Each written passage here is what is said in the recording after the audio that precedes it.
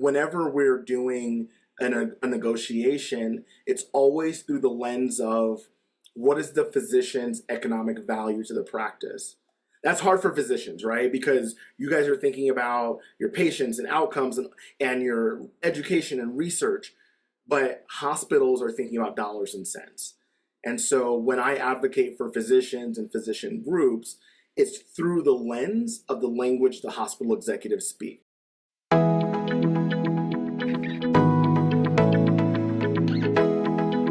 said something that struck me, that each one of us is unique and we bring something unique. And I think we know that, Shala and I know that. But what I've seen more so over the last 3 years that I've been a locums physician is that I don't think a lot of these institutions or recruiters are seeing us as unique. Like, oh, she's been practicing for like 13 years. She brings more knowledge and talent than a new grad. They'll go whoever is taking less money. So I'm not quite sure how to advocate for myself for what I think I'm worth when there's so many people that are taking maybe even $100 less per hour. In that case, like, how are you using like compensation and market data to kind of empower your physicians during their negotiations? And what like advice do you have to someone who feels like they're having to kind of lower their standards just to find work? That's a really heavy question, and I probably won't be able to answer it to the level of depth that does it justice. But I would say, as a starting point, one of the mistakes that I see really commonly is physicians thinking, because physicians are evidence-based practitioners.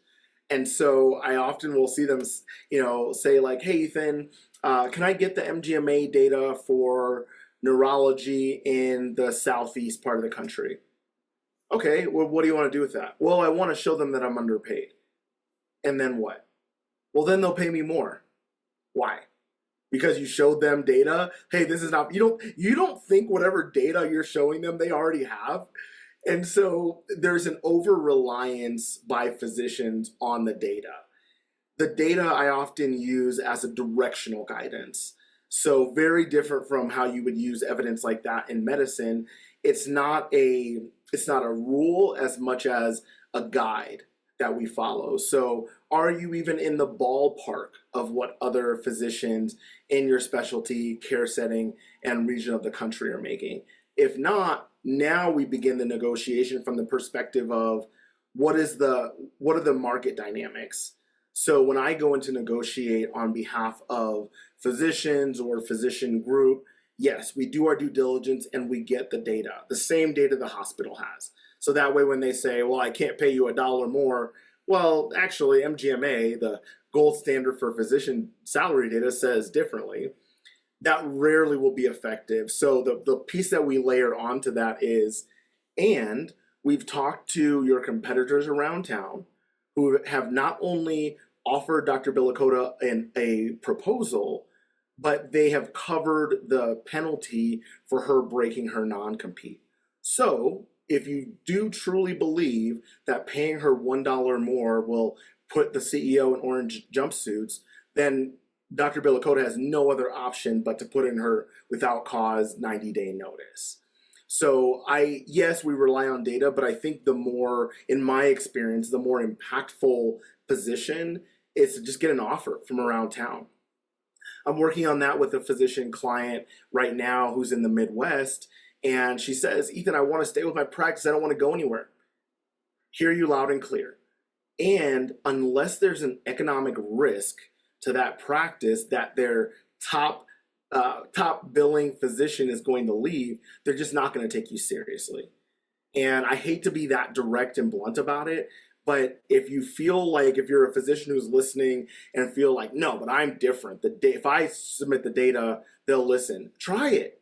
The other point you made, which I think is a much deeper systemic issue, which is how do hospitals, practices, health systems see physicians? I think there's a trend towards physicians being interchangeable. And that's where I often have to coach my physicians that even if you're a family medicine physician and you might say like, well, I just, bumps, bruises, cuts, that type of thing. It's so much more than that, right? It's referral patterns. It's value to the organization in terms of committee engagement. It's patient satisfaction, right? When you work in a factory, yeah, there's probably like some quality metrics about putting the widgets together, right? But there isn't a patient on the other side who says, I won't go to anybody else but Dr. Mogbel for my neurology treatment. Or I'm going to send all of my friends to Dr. Bilakota. So that's where the factory worker analogy breaks down, is when you get into quality outcomes. Good physicians provide the best clinical quality care. And secondly, the best physicians, their patients talk about them, and their patients tell their friends, and then they send their friends. And so whenever we're doing a negotiation, it's always through the lens of what is the physician's economic value to the practice. That's hard for physicians, right? Because you guys are thinking about your patients and outcomes and your education and research, but hospitals are thinking about dollars and cents. And so when I advocate for physicians and physician groups, it's through the lens of the language the hospital executives speak, which is dollars and cents. What I'm understanding is that basically you have to negotiate how much value you're bringing economically, dollar amount. If that information is not transparent or readily available, how do physicians go about it? Do they need to send an email to billing saying, can you please show me or give me the data of how much revenue I made for the hospital? What is the best way, again, without getting retaliated against, the safest way to do it? What can they do, basically? Yeah, a really good question. And I want to frame kind of how we approach these conversations. It is, at least when I'm involved, it is never adversarial. I often remind the physician that I want the same thing your CEO wants. I want you to stay with your practice and be fulfilled and happy and want to be there forever. That's what I want. And part of the reason the physician hired me is because that's in jeopardy. That is at risk. And so how can I help the physician create a deal where the physician is happy and they want to be there forever, and the CEO feels like, hey, this is not a horrible deal for my hospital either. And so the first step is, yes, ask for your financial performance. So that could mean, I don't want to go too far into the nerdy data here, but that could mean your total charges. It could mean your collections, net revenue, things like that. Now, I suspect if your CEO or practice leader is savvy, they will anticipate and say, can't quite show you that data, but I can show you other data. So the proxy, or the data that you would use in place of revenue and collections and all of that, would be, how many visits did I have? How many surgical procedures did I have? If there's any acuity information you can find, any outcome data that shows, hey, my outcomes are above average with certain conditions or CPT codes. And the other thing that you can point to is patient satisfaction. So kind of bringing that back to then how do you use it? You say, hey, I am happy here. I want to stay here, and I don't see myself anywhere else. And I also noticed that I am the top billing physician in this practice. I am the physician that has the strongest patient panel, the best patient satisfaction scores, the fewest complications in the OR. Is there a way that we can honor my performance with compensation? And a couple of things. That could mean, let's look at my base salary and provide a little bump. It means there could be a retention bonus, like, hey, I want to re-sign for another 2 years. What compensation acknowledges that commitment in terms of a bonus? For experienced docs, it's called a retention bonus. But you can use the data that you have. So every physician likely gets, I shouldn't say every, many physicians get a clinical performance report for the month. It probably has your volume. It probably has some metrics around visit time, number of visits, procedures. It might even have your payer mix. So you saw 100 patients. What was the breakdown of Medicaid, Medicare, private insurance, things like that? If you have that information, that can also be used to support you asking for more pay. So a lot of times when I'm working with physicians, I'll prepare a profile. It's kind of like a resume, but it's a little more visual, and it has those highlights. Like, here's how many RVUs the doctor did last year. Here's how many procedures. Here's how many visits. How many referrals to specialists. Things that translate into what a CEO or a leader cares about. If a physician right now is listening and they feel like they're underpaid or undervalued, but doesn't know where to start, or a new grad, how would they go about changing that situation, or what would be the next step? It's a little more straightforward for first time attendings. Hey, just, go get more offers that are relevant, that you'd be willing to accept, and you can use that to negotiate. I think that's a little more challenging. It becomes a little more complex when it's experienced physicians. And part of that is experienced physicians typically have roots. They may have family where they are. They may, their kids might be in a certain school district they're happy with. They might have a social network that they don't want to uproot. So when it comes to experienced physicians, I think the first thing you have to do is figure out, are you even in the ballpark? So like we talked about a moment ago, get some of the directional data. That can be helpful. But the PhD level is talk to your friends. Talk to your friends in your practice. Hey, and you kind of have to be vulnerable, right? You have to say, hey, I'm making 350. I haven't had a pay raise in 3 years. How about you? They will or they won't tell you, but it usually won't it'll be uncomfortable for a minute or two. Usually won't go beyond that. What's going to happen is one of you is going to say, wait, you're making 350. I'm only making 310, right? Meanwhile, you're probably doing very similar work. So one, get the data. Two, talk about it. Talk about your pay. Talk about what, if you're feeling, I promise you, when you are feeling stressed, overworked, undersupported, underappreciated, you are not the only one. Someone else in your practice, especially when they look like they have it all together, someone else is feeling a version of what you're feeling. It may not be the exact same thing, but you will find yourself with an empathetic ear, I suspect. The hardest piece, and physicians, even now, I've been doing this, we have a proven track record, case studies. Even now, physicians will say, Ethan, I don't want to look anywhere else. I know I want to be here. Okay, if you're going to go one-on-one with your employer, you're going to have a tough time. It doesn't matter if you bring me in. It doesn't matter if you bring in whoever the best person negotiating contracts ever. It doesn't matter. Because ultimately, if there's not an economic risk to me as a CEO or as a health leader of you leaving my practice and taking that revenue with me, I'm just not going to take you that seriously. And so for my physicians who say, experienced attendings who say, Ethan, I want to stay, I'm happy here, and I know that I deserve better, the very first thing we do is we go around town and get offers. And then when your CEO says exactly what I expect her to say, which is, I can't pay Dr. Smith $1 more, we say, okay, just so you know, the hospital down the street disagrees with you, and they believe she's worth another $30,000 a year, or they believe that she actually could work 4 days a week and still be clinically productive. And so that will then change the tone of the conversation.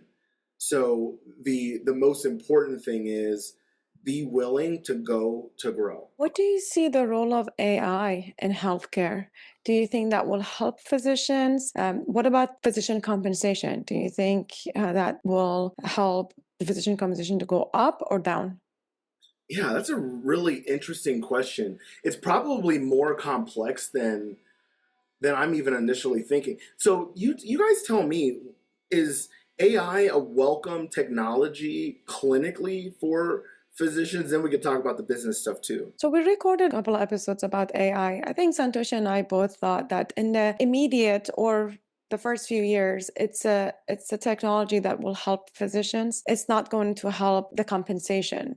Perhaps. I think it will be, you'll see more patients, but seeing more patients does not reflect more pay for the physicians. It's just going to be more cost saving for the institutions. Yeah, that's a really good point. And seeing more patients doesn't equal happier physicians either. So, you might be more productive, but not necessarily happier.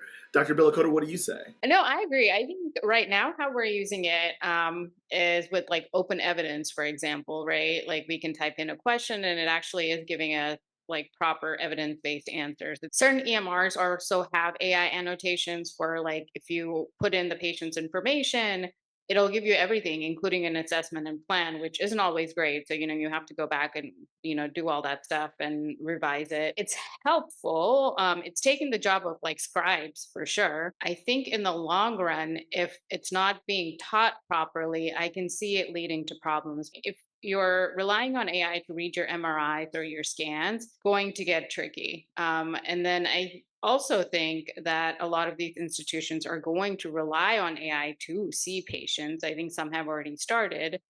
And you're going to end up with like an APP, like a nurse practitioner or a PA, and AI kind of seeing you, and one doctor kind of supervising all of these visits.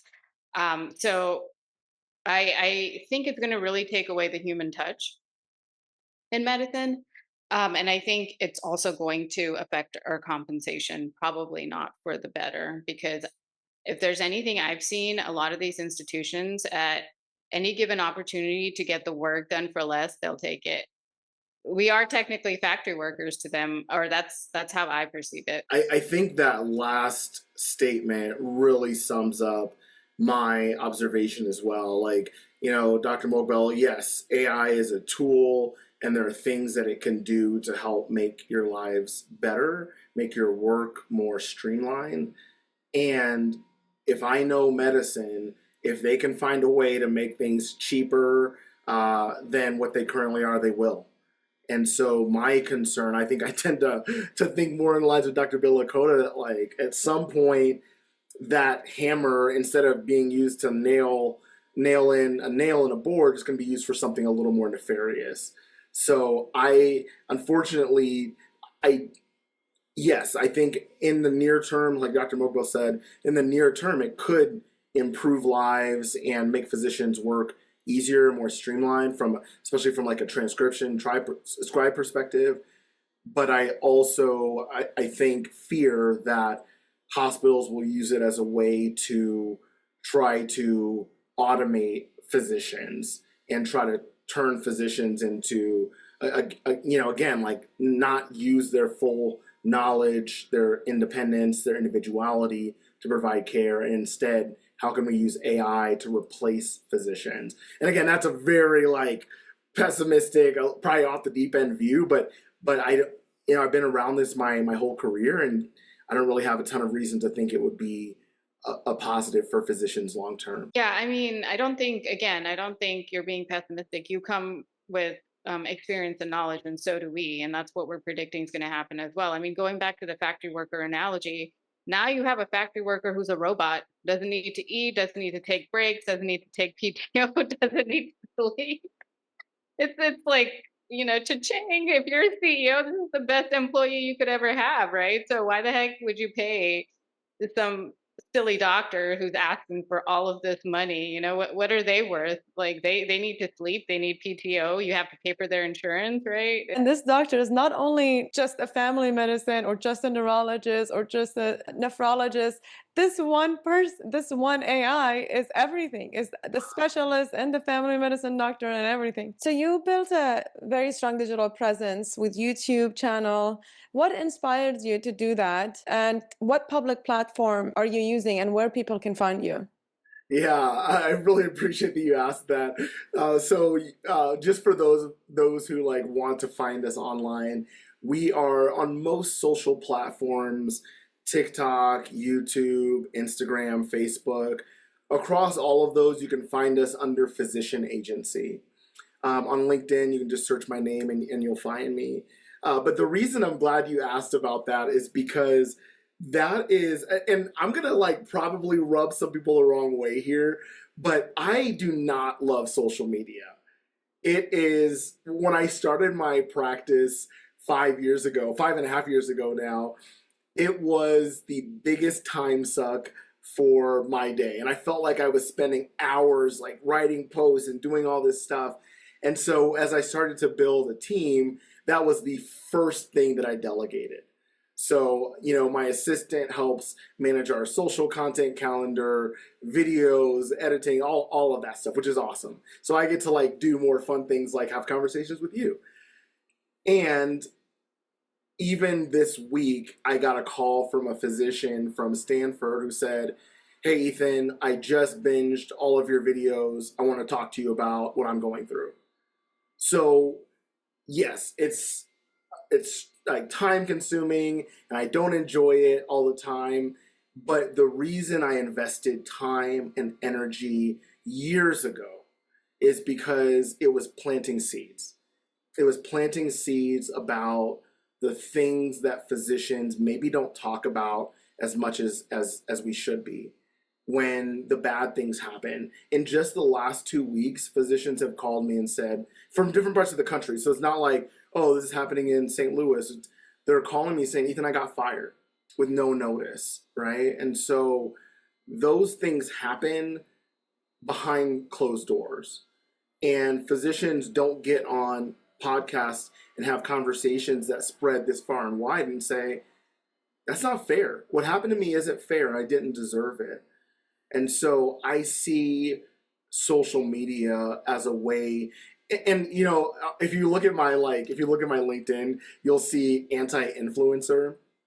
And the reason I put that there is, and I get asked that on a regular basis, the reason I put that there is because I want to be as transparent and authentic as I am in real life on social media. I don't want you to see or hear this polished version of like this guy who's got it all together. Nope. I started this business because I got laid off. That sucked. I was ashamed. And now 5 years later, I'm building this thing that I'm having a ton of fun doing. Right. And at the same time, I don't want for anybody to think that this is all sunshine and rainbows. Right. There's times where, 6 months last year where I didn't make money and I had no clue if the business was going to make it. I left a bunch of money on the table because a job was not healthy for my mental health, right? So I see social media for me as a way to say, hey, you're not alone. It's not just you. Brene Brown said, I'm going to butcher this, so forgive me, but Brene Brown said that your experiences and challenges could be somebody else's survival guide.